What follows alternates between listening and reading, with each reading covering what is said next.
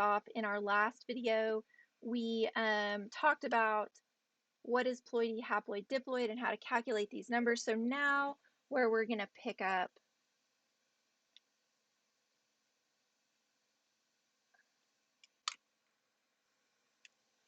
is here with polyploidy and being able to determine ploidy number.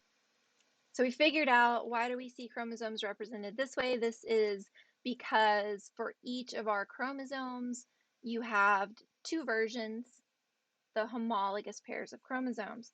So then why do we sometimes see a karyotype or see our genetic material or other organisms' genetic material represented like this? So this goes back to good old mitosis. I'm pretty sure that we've all spent a good amount of time learning about mitosis, and hopefully you remember that prior to mitosis, the cell duplicates its DNA. So this is just showing you that this happens in S phase, a DNA replication or synthesis phase. So each of these stretches, each of these molecules of DNA, at the point when they do this, they're in the chromatin stage, they make a copy of themselves. They duplicate. Every single one of those stretches that we now know is represented as a chromosome, right? Makes a copy of itself. Now we're going to look, our familiar two chromosome cell, reminding that these are homologous chromosomes, and this is a simplified image. So I've been using the simplified image, and this shows these chromosomes in the non-replicated state is what I've been working with to show you these chromosomes in interphase before they go through S phase, before they go through DNA replication. And I've drawn them as single organized lines for visual simplification. But recall that during interphase, DNA is in its chromatin state. So it's in that like messy spaghetti state. So let's do a brief review. Is this cell haploid or is it diploid?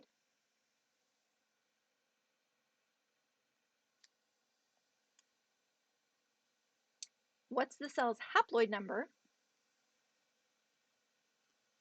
And what is its diploid number? So that's a review from the previous video. The cell is diploid. This is a diploid cell because there are two versions of each of the chromosomes. Its haploid number is 2,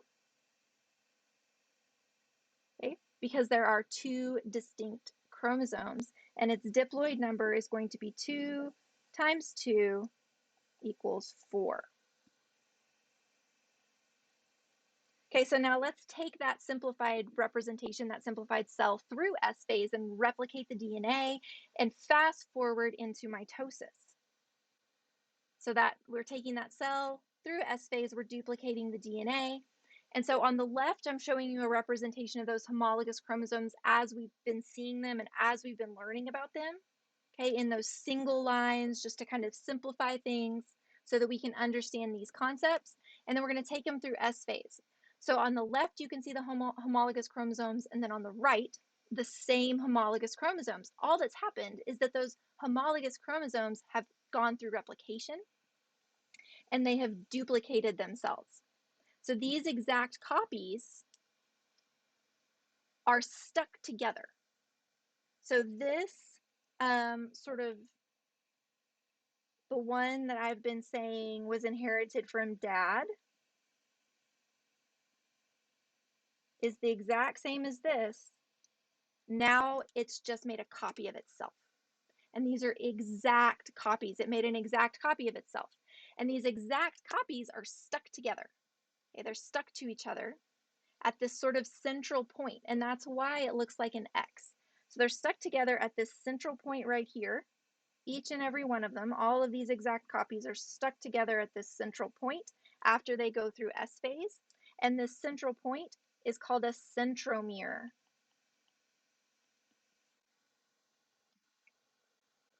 So exact same chromosomes as in the first image, they've just duplicated themselves. They've duplicated themselves and the two copies are stuck together. So now we introduce a new term. these homologous chromosomes now each have an exact copy. Those two homologous chromosomes together are called sister, or the exact copies stuck together are called sister chromatids. So what I've done is on the left side here of this cell that's gone through S phase, I've labeled the homologous chromosomes. And then on the right side, I've labeled the sister chromatids. So the sister chromatids are the exact copies that are stuck together. In each case, both things are present. So this whole thing together, these two together, are homologous chromosomes.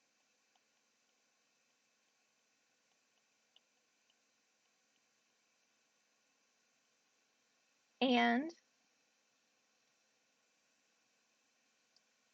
this set, that's a pair of sister chromatids.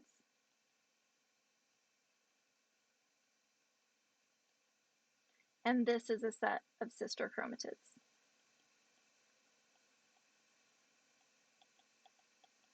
Okay, so sister chromatids are identical, exact copies.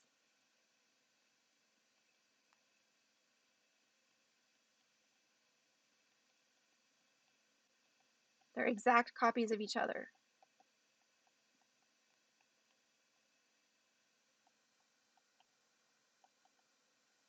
Whereas homologous chromosomes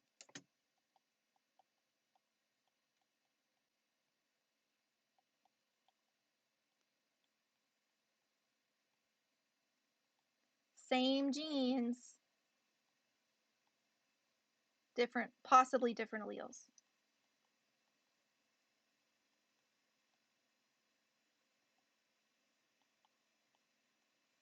Okay, so homologous chromosomes, you can maybe think of them as, you guys, whoops, go back. Touching things. Okay. I hope that this gives you guys a little laugh and isn't super stressful when I do this. Okay, so homologous chromosomes, you can think of them as very similar because they have the same genes but possibly different alleles, whereas sister chromatids are identical.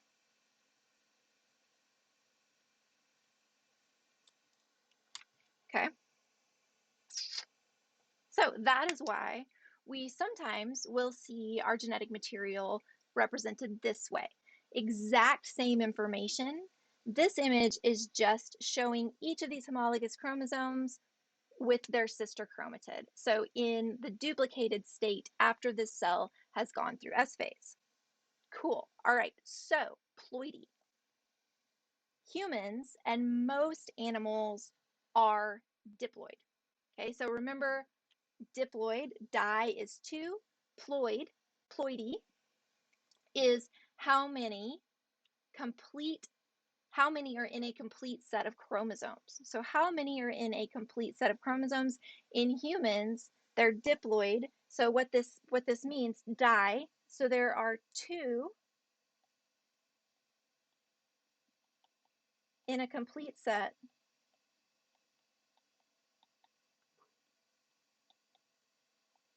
of chromosomes.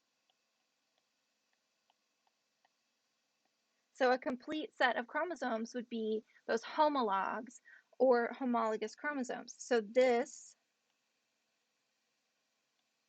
is a complete set in a diploid organism. That's a complete set. Humans and most animals are diploid, but as we are learning to get comfortable with, there are always exceptions. So frogs of the Xenopus genus are what's called tetraploid. So if ploidy means how many are in a complete set of chromosomes, then what is a tetraploid organism?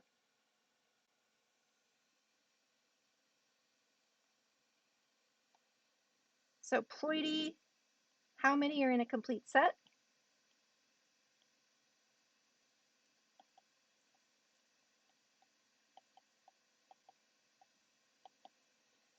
And then tetra.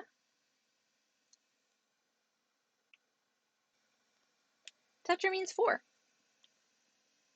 And please do not feel like, oh, I should have known that. If you did, awesome. If you didn't, cool, no worries, look it up. Okay. So the important thing is to understand that tetra gives the number, and ploid is how many are in a complete set. So a complete set of chromosomes in the Xenopus genus, these frogs, would look something maybe like this.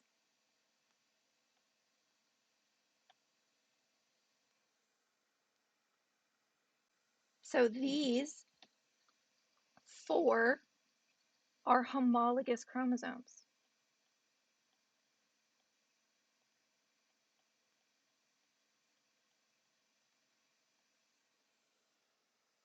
So whereas in humans we have 2, Xenopus frogs have 4, tetraploid.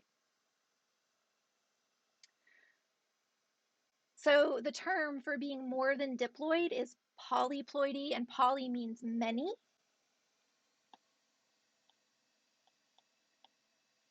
So many ploidy. Of course, we're humans. We name things in reference to ourselves. We are diploid, so we think that things more than diploid are many. This is also in reference to the fact that most animals are diploid. Many, many, many plants are polyploid. Lots of plants are polyploid. And when plants are polyploid, it actually makes their fruit bigger. How cool is that? Okay, so strawberries are octoploid. Wheat, the wheat that we make bread from, is hexaploid. How crazy is that? So what is the ploidy? How many chromosomes are in a complete set in a strawberry? And how many are in a complete set in wheat? If you need to look up what octa means and what hexa means, please feel free to do. Okay, so octoploid, strawberries are octoploid. Octo, like an octopus, means 8. So there would be something like 1, 2, 3, 4. I'm going to run out of colors. 5. I only have 5 different colors. So we'll do a dot. 6, 7, 8. 8 homologous chromosomes. 8 homologs for strawberries. Okay, so these homologs, this is all chromosome 1. All of these are all chromosome 1, for example. And then hexaploid and wheat, that's 6. So same thing, except for, so there are 6 versions of chromosome 1 in wheat. We're going to come back and we're talking about how the heck this happens later in the semester.